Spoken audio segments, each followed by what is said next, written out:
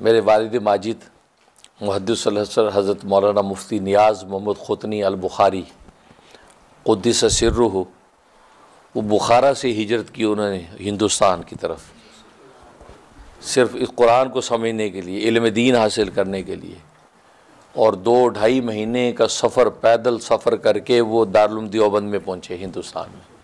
वालिद साहब को अल्लाह ने अजीब व गरीब उम्र अता कर रखे थे, और 100 साल उम्र हुई वालिद साहब की, 100 साल, हाँ 100 साल।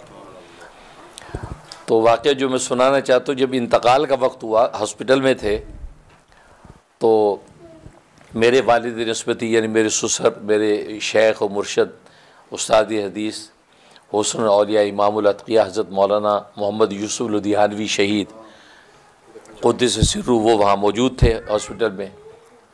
तो वालिद साहब ने उनका हाथ यूँ पकड़ा हुआ है, तो फरमाने लगे कि ज़ाहिरी तकलीफ़ है लेकिन दिल मुतमईन है, दिल मुतमईन है।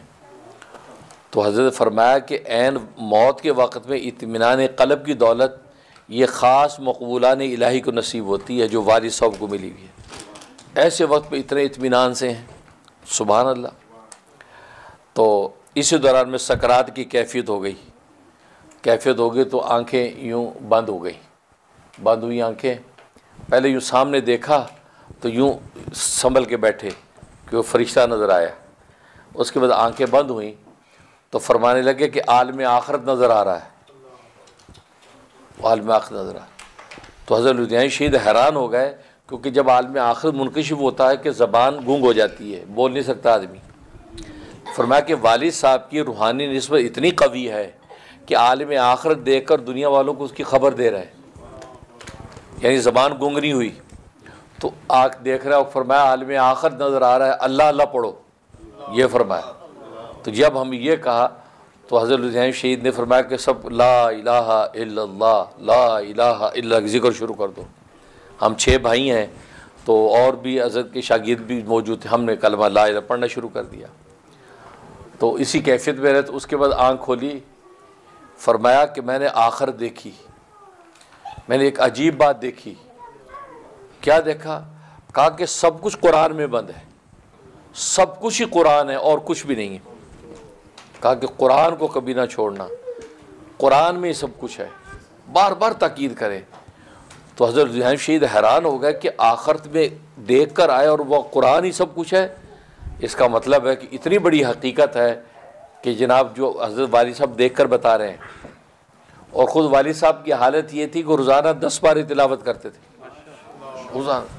हालांकि बुखारी भी पढ़ा रहे हैं, तिरमिज़ी भी पढ़ाते हैं, और मदरसे के मोहतमिम भी हैं, ज़िम्मेदारियाँ भी हैं। फिर मदरसे के लिए चंदा लेने के लिए जाना सुबह शाम इधर उधर लोगों के पास, वो अलग यतीम तलबा की। लेकिन 10 पारे रोज़ाना, यानी हमने हॉस्पिटल जाने तक वालिद साहब को रोज़ाना 10 बड़ा कुरान पर ले लिया था, मोटा चश्मा, और बस पूरा कुरान तिलावत हो, 10 पारे रोज़ाना तिलावत। वो नज़ारा अल्लाह तबारक व तआला उनको दिखाए उस सकरात के वक़्त में। जब आँख बंद हुई तो हमें बार बार ताकीद फरमाई, कहा कि सब कुछ कुरान में बंद है। फरमाया कुरान को लाजिम पकड़ो, कुरान को न छोड़ना। तो उससे पता चलता है कि वाकई आज जब इंसान कुरान सुनता है, कुरान पढ़ता है, कुरान जब दिलों पे असर करता तो पता चलता है यार वाकई सब सारी ज़िंदगी यही है, पूरी हयात ही कुरान है और कुछ भी नहीं है।